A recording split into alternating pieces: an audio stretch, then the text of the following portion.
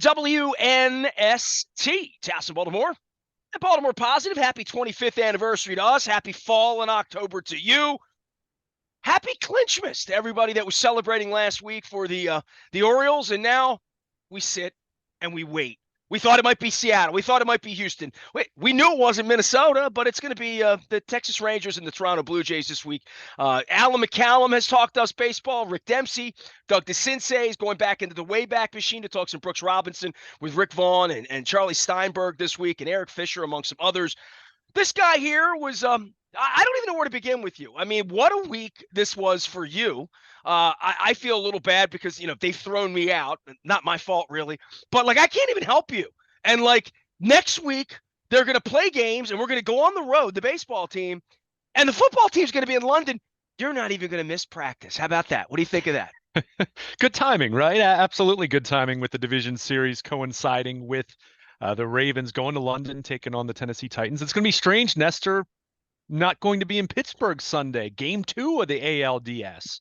I got baseball to watch. I've always wanted to say that. Yeah, absolutely. And based on how the Steelers looked and how the rest of the AFC North looked, I think that it's appropriate at the quarter mark. Not really the quarter mark with 17 games anymore or now, but I think you look at what happened Sunday for the Ravens. They go to Cleveland. I think most people were anticipating a close game. Browns defense off to a great start. Ravens offense looks great in Cincinnati, but it's been very choppy. I think we would all admit that. The expectation, even as of Saturday, multiple reports indicating Deshaun Watson, who, let's be clear, I'm not saying he's Patrick Mahomes, but he's certainly far better, far more established, far more confidence-inspiring than Dorian Thompson-Robinson, who I kept wanting to call Dorian Green or Dorial Green Beckham, the wide receiver in the draft about 10 years ago. But we wake up Sunday morning and suddenly Deshaun Watson is not playing, and you have a Cleveland Browns team that is going with a 5th-round rookie quarterback who they flat out admitted they weren't anticipating him playing. And yeah, he got some reps, and you can talk about that, and he had a nice preseason, yada, yada, yada. We knew what was going to happen with this game, most likely, from the moment that Watson was ruled out. We knew. Well, I want to ask you about that because, I don't want to say I didn't talk about it last week at all because we talked so much baseball last week. It was a baseball week around here. That's what I said to you 2 weeks ago. The Ravens are going to get no oxygen. We're going to talk about it for 5 minutes on Monday. We're going to talk about it 5 minutes next Sunday. Then they're going to London. They're going to talk about it at breakfast. I'm going to be up at Hollywood Casino. It's been the strangest period of time where I go out and walk the streets and no one, I'm wearing a baseball shirt, courtesy of our friends at Curio Wellness and Foreign Daughter. I picked this up on Friday. Everybody's into sort of the orange spirit of this, but the football team, I think, can quietly be 5-1, 6-1, wherever they're going to be. And they're going to be in first place because these other teams in the division really stink. And the Ravens don't stink. The Ravens are just beaten up. I think the Ravens could be good if you bring all their players. They could be very good. But they haven't looked really good in a month. They've looked good enough to be 3-1. Yeah, they've looked good enough to be 3-1, and they're a couple plays away from being 4-0. And yeah, I get it. Backup quarterback the previous week, although they lost to Gardner Minshew in Indianapolis. But you just said it. This is at the quarter mark, roughly speaking. Now, you look around the rest of the division. Cleveland, if Deshaun Watson's shoulder is okay after their bye week, you can talk me into the Browns potentially being a good team still. Their defense was bad in the second quarter, but it was excellent the rest of the time. When I say good team, I mean get to 10 or 11 wins. Of course. 10 and 7's a good team these days, right? Exactly, and I'm right. So you can convince me of that, but let's call a spade at this point in time. The Cincinnati Bengals look like a disaster right now. Statistically, it's awful. Joe Burrow can't move. How much of that is his lack of mobility? How much of that is Zach Taylor's offense? Maybe being figured out at this point in time. You and I have talked at different points over the last few years, as well as the Bengals have played, as really good as they've been at times. I've stated on a few occasions that I wasn't convinced that Zach Taylor's this amazing coach. Who's their left tackle, by the way? Orlando Brown. Yeah. And who would have never been a left tackle here? This organization looked at him 5-6 years ago and said, we don't want him protecting the court, and we're certainly not going to pay him $25 million a year. That was I mean, they've made a lot of decisions after the Super Bowl that the fans, they wear the white. They're spending a lot of money on tickets in Cincinnati. It's a $200 get in. I mean, it's like it was here when Ray Lewis was dancing to go to a Cincinnati Bengals game, which blows my mind. But they sort of gone in the other direction after the Super Bowl in regard to where the Ravens would be if they went to the Super Bowl this year. 2 years from now, you'd say, well, their quarterback's making $50 million a year. They haven't drafted in the same way because they're drafting it. They're not getting lottery picks anymore like the Orioles. They're not getting 1-1s anymore once you start making the playoffs, right? So for me with the Bengals, they were never like a great organization. They got the quarterback and they had the lightning in a bottle 2 years ago. I thought it was sustainable, but sustainable takes everything you're talking about. Not giving Orlando Brown money to be your left tackle. That's what makes things sustainable. I, I'm not going to say anything about their left tackle when the Ravens are paying a guy $100 million over these last few years who can't stay on the field. Orlando Brown posts up every week. And I'll full disclosure, I didn't watch Cincinnati play on Sunday. I was watching the Ravens. I don't know how he performed. Orlando Brown's the least of their worries. I think they have so many other issues. But the offensive line was their worry all along. That was their worry in the Super Bowl 2 years ago. Sure, but I think it's way bigger than that. Fair Joe Burrow's not healthy in the same way that Lamar Jackson wasn't healthy at the end of last year or the year before that. So not to get, let's not get too hung up on the Bengals right now, but they're a mess. They're one. Well, who's coming to get you? And it's not them. I would say. At this point, it's not looking good for them. There's no question about that, especially when you look at their schedule. Now, they do have their bye coming up in a couple weeks, but 3 of their next 4 opponents are against playoff teams from a year ago. So they're certainly in a spot where this could get way worse very quickly. And maybe the theme here to talk about more so as it pertains to what we just witnessed in Cleveland on Sunday is they don't have a backup quarterback. I mean, look, Tyler Huntley, we know, is not actually a Pro Bowl quarterback, and that was the punchline last year. And, it was a total joke that he was named an alternate and all of that.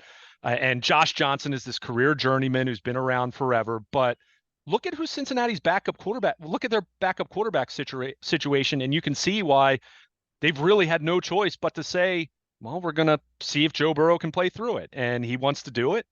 And they have no shot if he's not out there. But the problem is they're not having much of a shot with him out there. On the flip side, bringing it back to the Browns here for a moment, and we'll get to the Steelers because there's plenty to talk about with them too. But the Browns, they traded Joshua Dobbs in late August, a guy who, by the way, despite the fact that we know the Cardinals are far from great and they were expected to be the worst team in the NFL, he's actually played pretty well. So you see that. You look at the decision that they made to trade their veteran backup quarterback out to the desert in Arizona because this kid, Thompson Robinson, and look, I don't want to pick on him too much. He's a 5th-round rookie. He's a 5th-round rookie in the first month of his NFL career pertaining to the regular season. It feels like they told him he was going to play Friday night, right? Literally, like. No, I don't even know that though, Nestor. I mean, they were still. I mean, national reporters were still saying as of Saturday evening that Watson was going to play. By the way, this is where the point spread thing and the gambling thing drives me out of my mind. Because of course. I mean, in my picks last week, I took the Browns because I made my picks on Wednesday and Thursday, and like.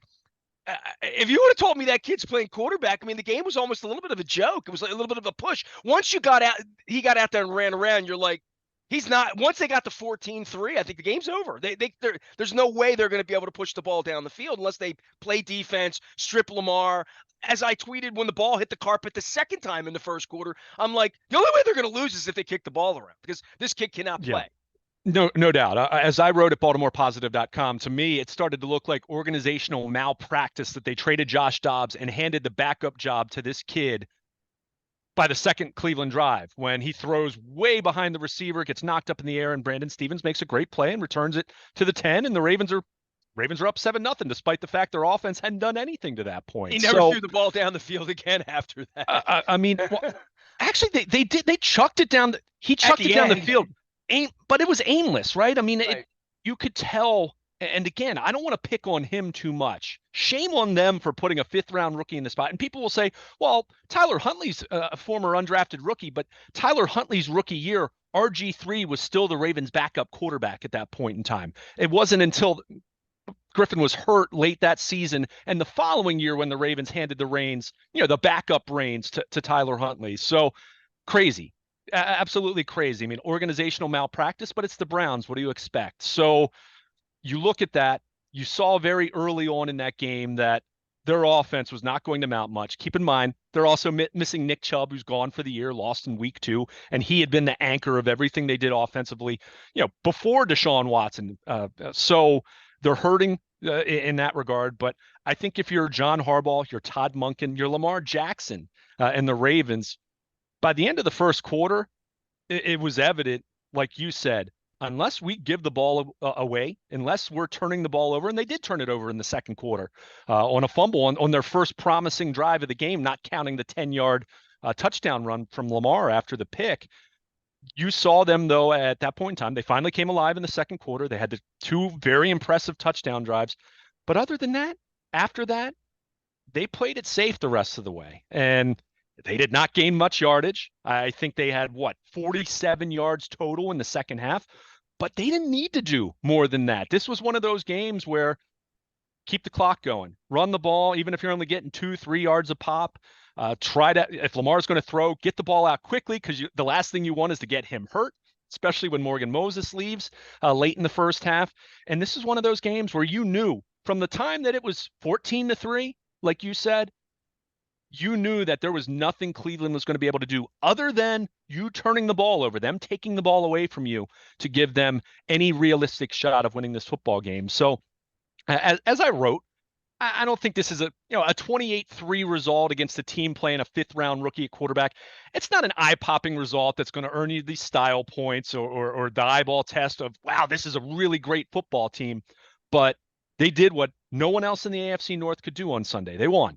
And we already mentioned the Bengals, the Browns. I thought what was interesting about this, Nestor, and maybe the CBS guys were just talking because there was nothing to talk about in the fourth quarter, but they alluded to the fact that there could be long-term concern about Watson's shoulder. I mean, they mentioned his rotator cuff. So if this is more than a week or 2 thing for him, they're done. I mean, I don't, and their defense is good. Maybe the hype was a bit much going into week 4, but their defense is legit. Like it's good, but at the same time, it's not good enough to sustain, to overcome what they dealt with on the opposite side of the ball, which was a rookie quarterback going up against what we already knew was a good defense. The Ravens defense didn't have anything to prove on Sunday.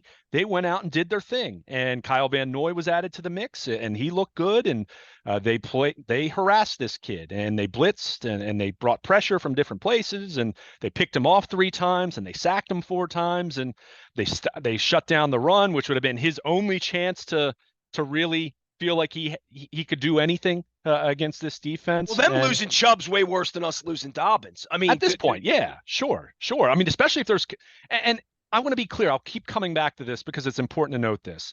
I'm not talking about Deshaun Watson in terms of the guy that was the borderline top 5 quarterback that he was in Houston. Deshaun Watson has struggled. He looked good this past week, but other than that, going back to the end of last year when he took over, he has not played well for them. However, there's a difference between having questions about how good your franchise quarterback is and what we saw on Sunday, which was not even having a capable backup quarterback.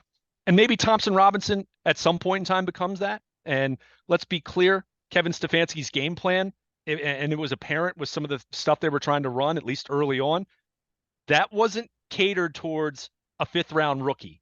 That was for Deshaun Watson. They thought he was going to play. They said it. They said it during the telecast. Every expectation was he was going to play. So for them to have to pivot in that spot, it really put him in an impossible position. But well, he doesn't get the benefit of the doubt for anything, right? From the fan base there. I mean, he's a serial predator. Let's just call that whatever that was, where whatever was going on in Houston was not something you and I are doing in our spare time. And the fans there, the guaranteed money. I mean, whatever expectation we have for Lamar or Cincinnati would have for Joe Burrow, who's been to a Super Bowl, so at least there's been a little bit of a payoff for that. The fans there, if dare I say, jaking it, because I wouldn't say that. But if the coach is telling the world, they're telling the gamblers he's playing on Friday, and on Sunday morning he's not playing, they bring him in and say, what happened? Or, that's the part that was a little bit disconcerting to me, in the same way that the last game I really ever had a press pass that Chad Steele left me was the one in Chicago 2 years ago.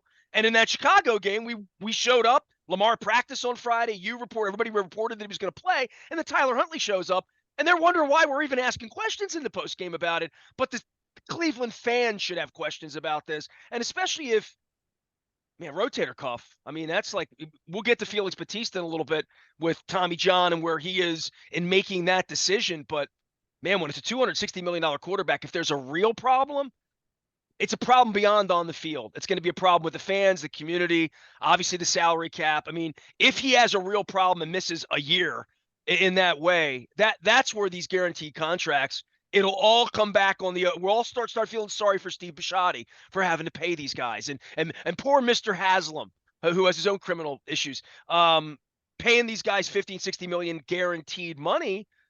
It brings back the chances of a Chris Davis or one of those, oh my God, contracts, because he's the only one. He's the first one. A few more got real money right now. But when you're guaranteed money and you're the quarterback and you don't post up on Sunday, now they got a bye week. If there's a tragedy here and he has to undergo surgery, that's just an unbelievable thing for the league, I think. Well, I mean, noted everything you just said. I mean, I still come back to, you can't have a 5th-round rookie as your backup quarterback. I mean, you just can't. Period. You've got to be better.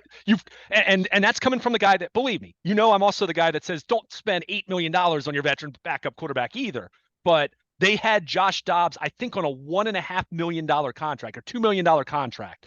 And I'm not saying he's great. I'm not saying he would have led the Browns to a victory on Sunday, but they would have had a hell of a lot better chance than they did going up against a Ravens defense that looks really good and has looked really good every week since the season started. To have a 5th-round rookie, I mean, boy, did they get caught up in the preseason, which is another reminder of preseason football, fake football, as you and I would say we're lighthearted in how we talk about it, but people get mad. On a Monday morning when you get your ass kicked 28-3, you can't say, well, he flashed in August. Exactly. and that's my whole point. So the Browns are the Browns, right? And I would even say their defense, as well as their defense played for stretches of that game. And again, we talked about the fact that really it came down to the Ravens coming alive in the second quarter offensively. That is still a team that has so much losing in its DNA that defense, I'm sure after the first few drives, they saw that their offense couldn't do a darn thing. And this kid was completely overwhelmed at quarterback. Unlike the Ravens, whose defense held up so well the last year specifically, not so much the year before, but held up so well down the stretch last year, despite Lamar Jackson not being out there and despite the offense not being able to do very much. There was a difference of the Ravens' resiliency, the Ravens' mettle, so to speak, compared to what the Browns have been, which is, if things are going great, they feel good, but if things start to go sideways, here we go again. Woe is me. That kind of mindset that I think a losing organization is going to have. So I think it added up to terrible offense for them and a defense that, despite all of its, all the accolades over the first 3 weeks of the season, they couldn't play a full 60 minutes. And even if they did, it still wasn't going to matter because all the Ravens needed was that first touchdown from Lamar Jackson. That was all the scoring they would need when your opponent can only manage a 53-yard field goal, and that's it. Yeah, I didn't talk to Schwartz last week, but that third quarter, I'm saying, man, these guys have got to be getting gassed. They're out there a lot. They're going to be out there even more in the fourth quarter. I mean, that's part of the issue with the quarterback being so bad is that it puts an unnatural tax on your defense. Not just psychologically, you have to take the ball away. You're the only chance to win. We had that here with Ed Reed and Ray Lewis for a period of time back there in the Bowler administration. But I would say that just the fatigue factor of having a defense out on the field that much, and knowing when your backup quarterback plays, you can't win and your defense is going to get the hell beaten out of you.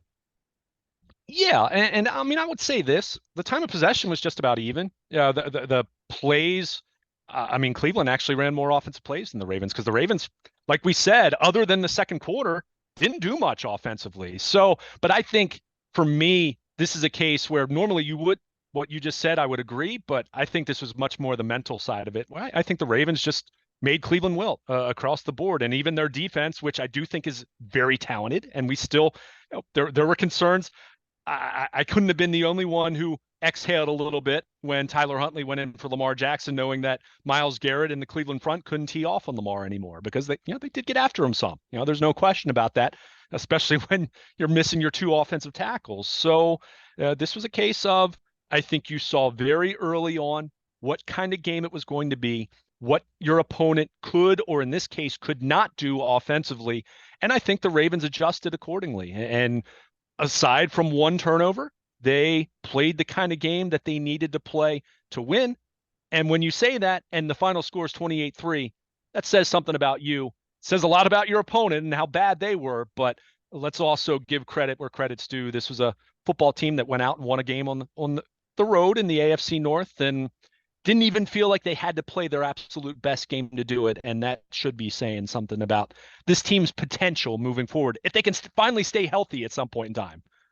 Around here, we say we're on to Pittsburgh this week, but actually we're on to, I don't know who we're on to. Might be on the Tampa, might be on the Texas. We're going to find that out. Luke's going to be covering baseball and football all week. We're going to be doing the Maryland Crab Cake Tour next Friday. It's my birthday. The 14th is my birthday. On Friday the 13th, made some movies about that, I think. Friday the 13th, we're going to be at Drug City in Dundalk. Good friends with us. We'll have the Maryland Lottery scratch-offs. Also, big appreciation to our friends at Win Donation, 866-90Nation, as well as our newest sponsor at Jiffy Lube Multi-Care. Get in and out, quick oil change, and more. We'll learn more about that all season long here. It is our 25th anniversary. I'm wearing my Curio shirt, Curio Wellness, and Far and Daughter over on York Road.